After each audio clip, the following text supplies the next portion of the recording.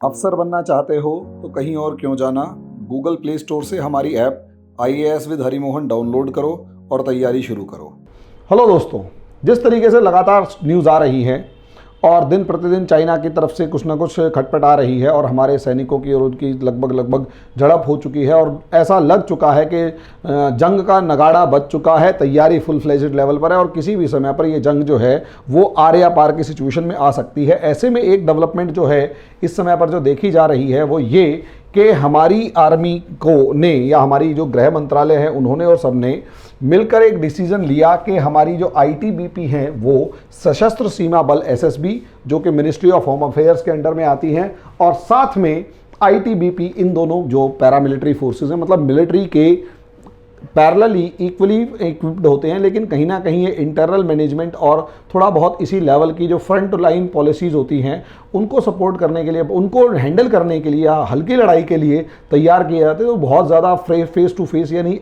Combat के लिए नहीं या ऑफेंसिव के लिए नहीं तो कम से कम डिफेंसिव फोर्सेस के लिए इनको प्रिपेयर किया जाता है। ऐसे में हमारी इन दो आर्मीज़ का इस समय पर नाम आया है और नाम ये आया है कि हमारी जो होम मिनिस्ट्री है उसने डिसाइड किया है कि इन दोनों आर्मीज़ को, क्योंकि जंग मतलब हालात जिस तरीके से दिन प्रतिदिन बिगड़ रहे हैं और सिचुएशंस जो हैं वो लगातार हैंडल नहीं, आउट ऑफ कंट्रोल होती जा रही हैं, ऐसे में होम मिनिस्ट्री ने ये कहा है कि ITBP की जो फोर्सेस दिल्ली या JNK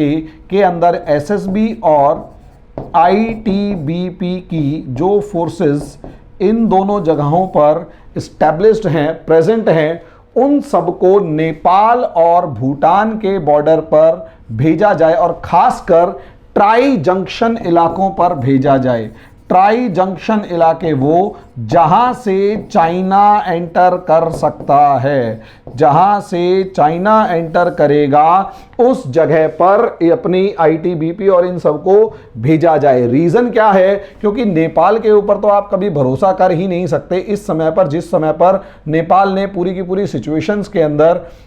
जो है वो इंडिया के अगेंस्ट वाली अपनी पॉलिसीज़ को दिखाया है और चाइना के फेवर में दिखाया है। ऐसे में ये जो लीपू लेक, खासकर उत्तराखंड का नाम है कि लीपू लेक वाला जो इलाका, जिस तरीके से चाइना नेपाल ने मैप बदलकर पूरे के पूरे मामले को डिस्प्यूटेड इलाका घोषित किया है, तो इंडिया को यहाँ पर टेंशन ये है कि कहीं ऐसा ना हो कि चाइना जो है वो इस इलाके से भारत के ऊपर नेपाल की टेरिटरी को यूज़ करते हुए भारत के इस इलाके पर हमला कर दे। ऐसे में यहां पर भी अपनी सुरक्षा बढ़ाने के लिए SSB को 30 बटालियन जो है अप्रॉक्सीमेट 30,000 से 3,000 जवान के आसपास होते हैं, वो पूरी की पूरी बटालियंस को आगे बढ़ा दिया गया है। इसी तरीके से अगर आप देखेंगे तो नेपाल के दूसरे इलाके, खासकर सिक्किम और भूटान वाले जो दो ट्राई जंक्शंस हैं, इंडिया और चाइना के बीच में दो ट्राई जंक्शंस हैं, एक तो ये ट्राई जंक्शंस में भूटान, सिक्किम और चाइना, और इसी तरीके से ये ट्राई जंक्शन,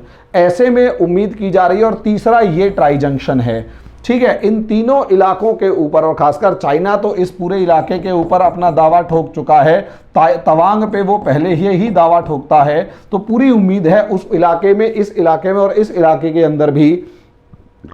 आर्मी को, मतलब चाइना जो है अपनी मूवमेंट डिप्लॉय कर सकता है, आर्मी आगे बढ़ा सकता है। ऐसे में ITBP को आगे बढ़ाया गया है,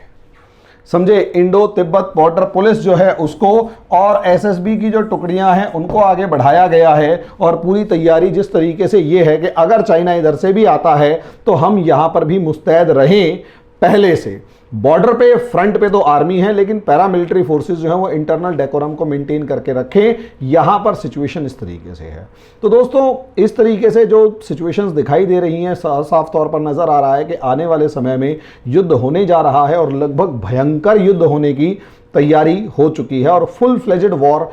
आज नहीं तो कुछ दिन बाद शुरू होता हुआ नजर आ रहा है। इंडो चाइना वॉर भी अप्रॉक्सीमेट जो है वो 1 महीना चला था, 1962 वाला 20 दिन चला था और 20 दिन के अंदर काफ़ी कुछ समस्याएं आई थी। लेकिन इस बार क्योंकि भारत और चीन दोनों ही ज़्यादा ताकतवर हो चुके हैं, ज़्यादा एग्रेसिव हो चुके हैं और ना भारत पीछे हटने को तैयार ना चीन, और इस बार जो है वो झड़प थोड़ी सी, और सबसे बड़ी बात है इस समय पर दोनों के दोनों देश जो हैं वो न्यूक्लियर पावर हैं, तो खतरा थोड़ा सा ज़्यादा है।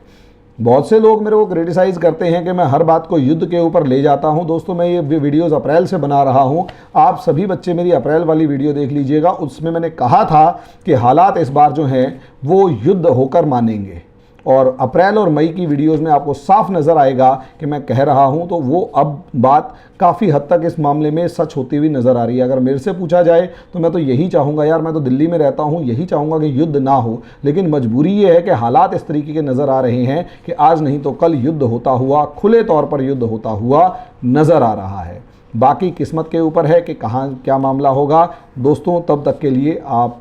देखिए सिचुएशंस कैसी हैं। मैं आपको एनालिसिस जो भी हो पाएगा करता चला जाऊंगा। इन्फॉर्मेशन जो भी होगी जल्दी ही शेयर करूंगा। तब तक के लिए धन्यवाद।